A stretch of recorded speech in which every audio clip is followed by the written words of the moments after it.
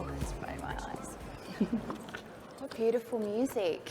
Hello everybody, Lainie Cassidy. I'll be facilitating today's conversation, but also interjecting as we go through.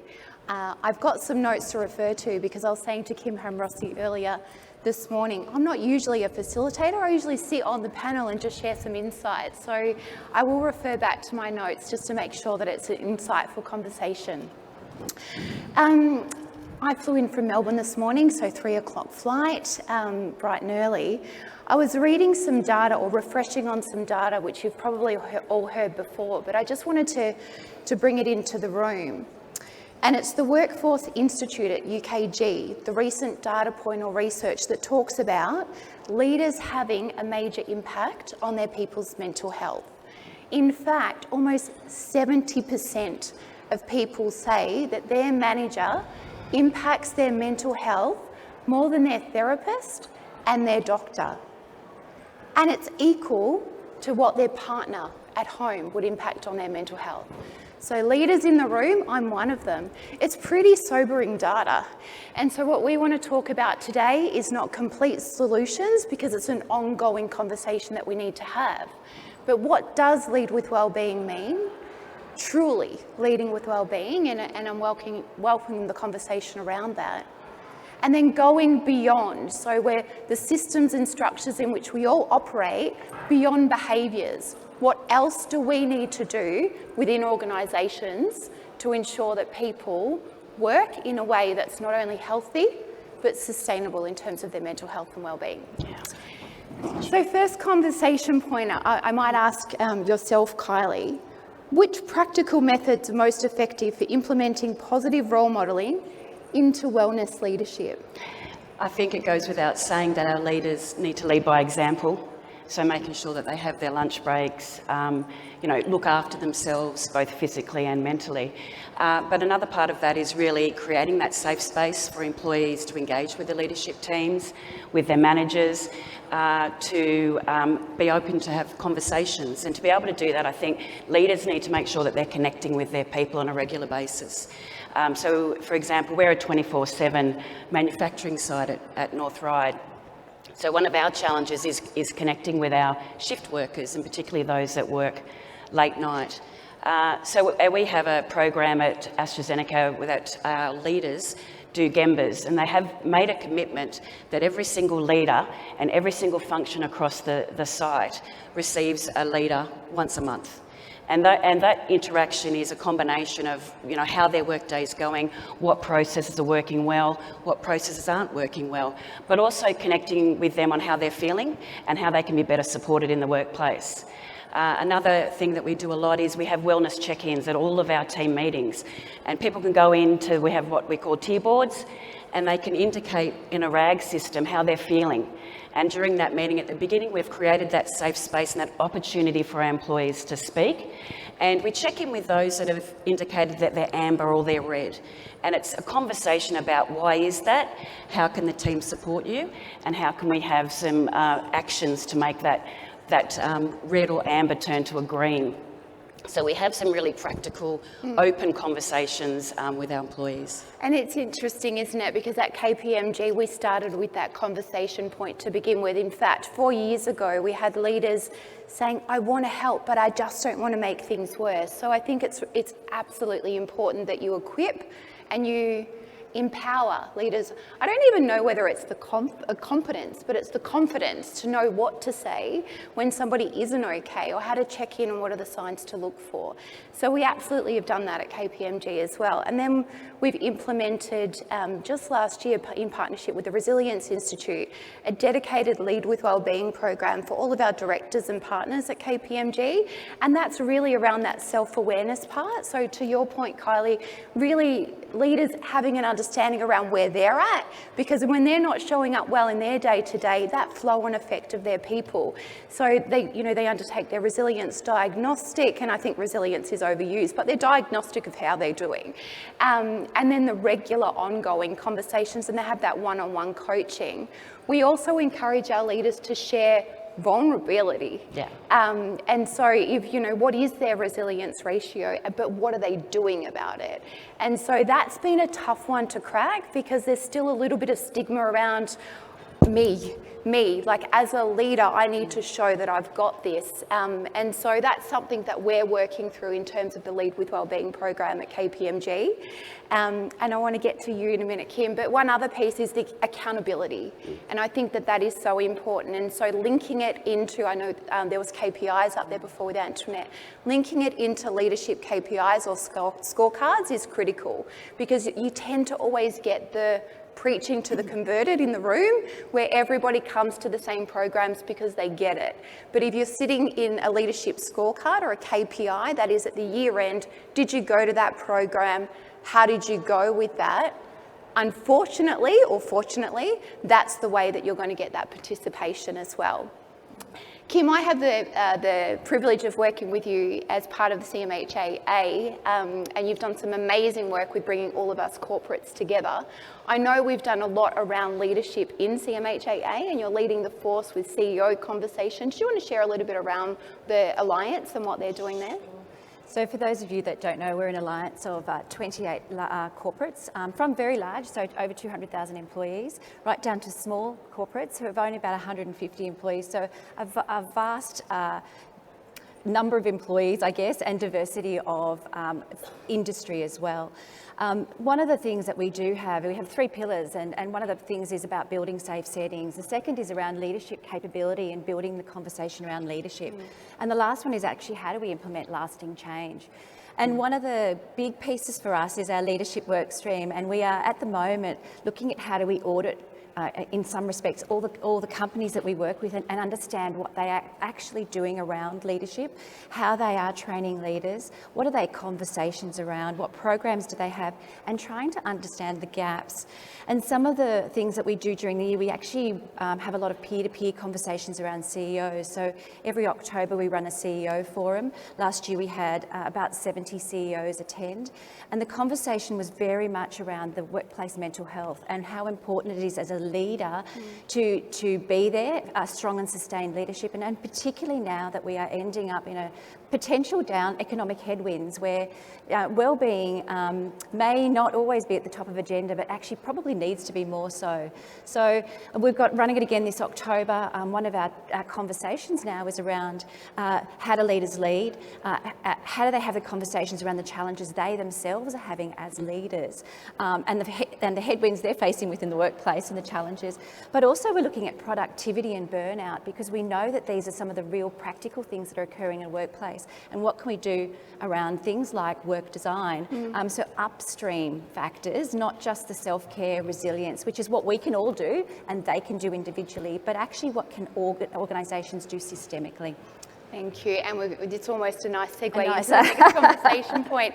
But I love that the peer-to-peer support as well, because leaders are human too, and I think we sometimes forget there's so much that we're asking of leaders, and so when we're asking so much of them, what support are we wrapping around leaders beyond just saying you've got to do this, you've got to check in with your team? So dedicated peer-to-peer support is critical. That's the behavioural stuff. That's how we get leaders to lead with wellbeing, to actually walk the talk, not just say they value wellbeing, but actually show it. So they're not sending an email at 11 o'clock at night and then having a wellbeing check-in conversation at 9 a.m. with their team.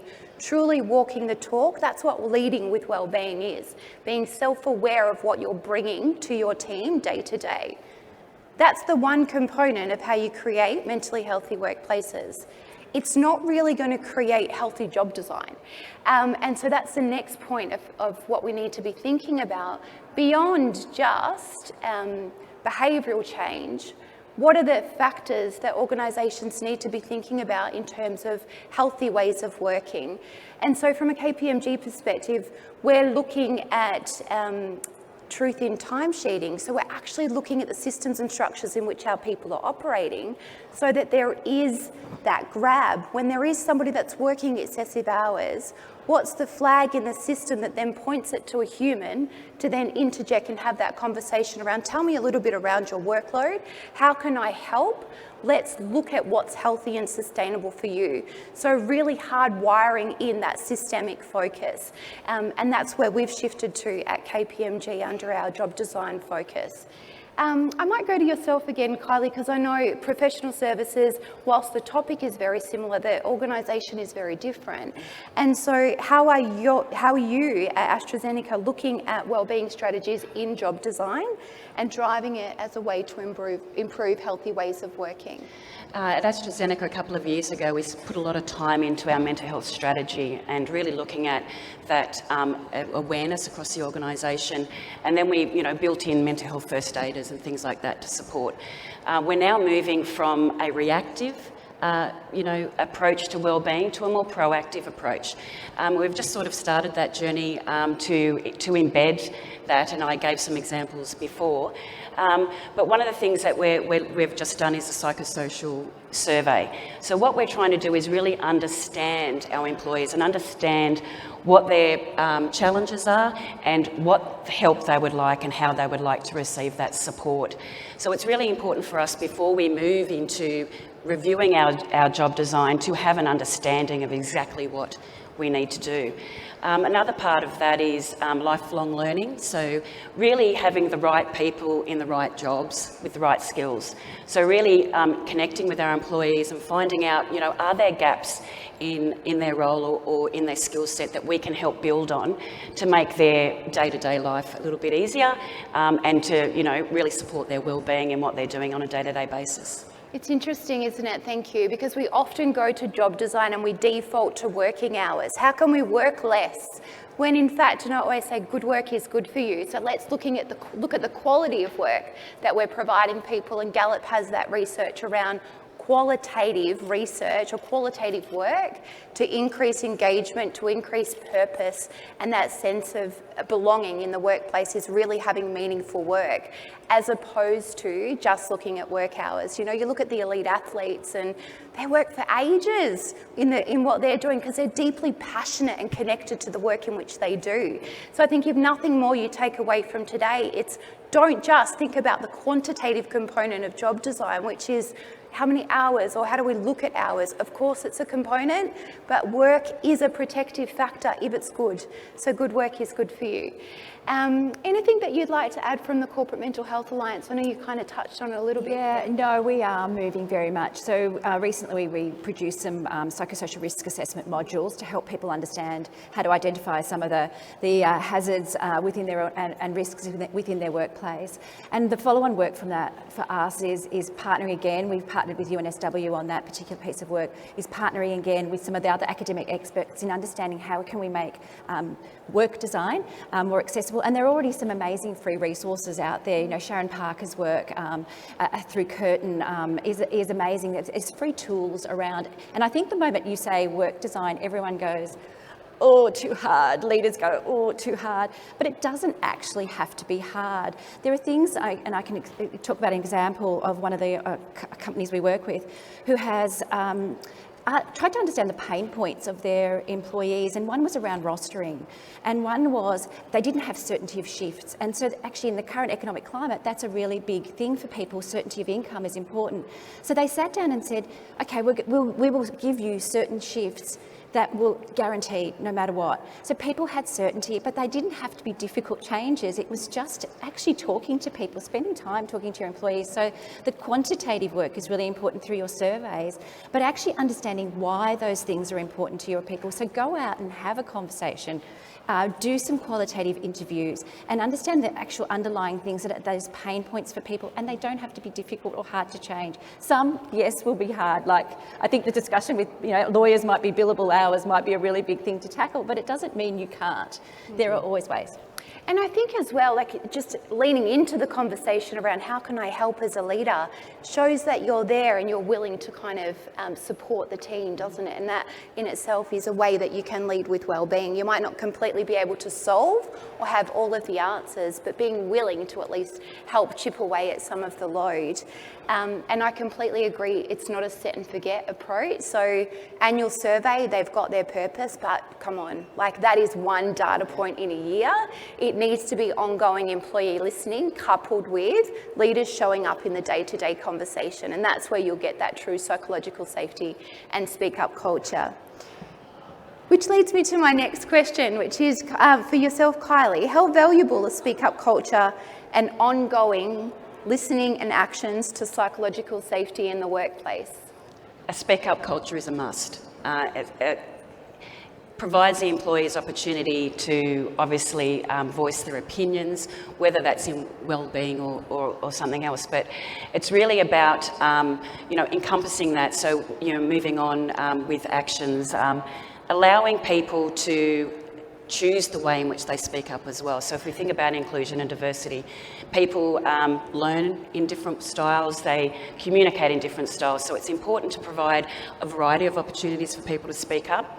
And we have already discussed, if we don't know the why, if we don't understand our employees, then we can't make those changes. So, a lot of things like you do the psychosocial risk assessments, then how else do we delve into that? We do focus groups, we get people together in small groups in a safe environment, but we don't just ask them to speak about it.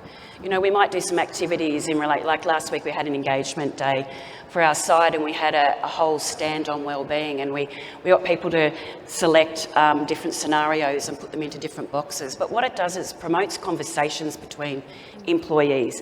It helps people, delve a little bit deeper and make those choices for themselves and recognise those things within their teams and within themselves. Definitely. And, when we talk about speak up culture, but I often say it's speak up culture and listen in and then take action. And so we don't always talk about the two at the end. And that's critical if you want people to feel confident that when they do speak up, there's going to be their points of view heard, and then action. So speak up culture, as a leader, you need to create that psychological safety. We've shared elements as to how you do that. I'm a big one for empathy and vulnerability as to how you do that and show up as a true human. But then listening to what those individuals really want as well is critical. And at KPMG, we also, with the speak up culture, we've got the various forums like yourself, Kylie, because, from confidential to not confidential, so to anonymous hotlines to the peer supporters available in each division outside of HR, because that's true peer-to-peer support. But what's the trauma-informed response with that as well? And so I think it's critical that when you're asking people to speak up, that you're listening in, and it's a skill to be able to understand those that particularly have gone through a little bit, to understand the trauma associated with that. So your peer supporters and also your leaders, those that are hearing what individuals are sharing, it's important that they are equipped in a trauma-informed way. Can I add to that? Please do. The other thing that we have at AstraZeneca, and I'm sure a lot of you have as well, are employee resource groups, so our ERGs. We have quite a lot of those that all touch on wellness at some point. And I think that vulnerability comes from sharing stories. So our wellness program was really built from the root of our business, and that was employees sharing their stories and leaders sharing that vulnerability. And that's another way that you can encourage that speak up culture in relation to reaching the broadness of your business. Absolutely, definitely. This is a big one, but what are some of the most critical and emerging workplace wellness issues and challenges currently facing leaders, and how can HR leaders identify recommendations for future-proofing our organisations against the key risks? That's huge. But I think one of the key things that three of the key things that we're focusing on at KPMG, firstly is making sure that our wellbeing and inclusion, diversity and equity efforts are aligned. So that true intersectionality around when you're pulling together a Lead with Wellbeing program, what are the intersections of that? what does that mean for gender? What does that mean for cultural diversity? So bringing the two portfolios together is critical and leading practice, in my view, when you're thinking about what you need to be doing by way of your workplace programs. Secondly, we've spoken about sustainable wellbeing, but I think in the context of hybrid and flex, that becomes a little bit tricky. And so equipping leaders to lead in a way that they can understand remotely as well as in person. And financial wellbeing and financial fitness, key, not only within organisations, but for everybody in the economy right now. And I was at our board last week and I was sharing the statistics that we have at KPMG around financial stress, or the access of support of financial stress. And everyone kind of went, oh, but we're a white collar and we're, you know, A-type personality, and everybody's like, the leaders, are they financially stressed? Absolutely, absolutely. They've got mortgages and everything. So what are we doing around financial fitness as part of a core pillar for our wellbeing strategy? And we do some great work with our external provider around that from ashore. But did you want to share anything around financial fitness? I know, Kim, you've obviously... Look, we've got a report coming out, a survey report. We did a survey with 8,000 employees across our 14 member companies. And the key headlines of that coming out is burnout, fatigue and productivity. The other things around external sources of stress, and both of those are particularly high, are financial wellbeing. And the second one is around family stresses as well, so and carer responsibility. But family also, as you know, financial stress can cause family friction. So these are the things we know that our members are starting to look at. How do we best support those people in our organisations that may be particularly under stress, particularly financially? So. Absolutely, and I know we're at time, so I might just end with bridge on what you just said, and it's, we are not one-dimensional, so it's not always work-related and it's not always personal. Quite often people will reach out for support and say that it's personal, but there's work-related factors. So financial stress, relationship stress then plays out into the workplace. So thinking about, irrespective of whether the core is work or not, we need to ensure that we're providing good work for people. Thank you so much for your time. Thank you so much to both of you. Thanks, Lainie.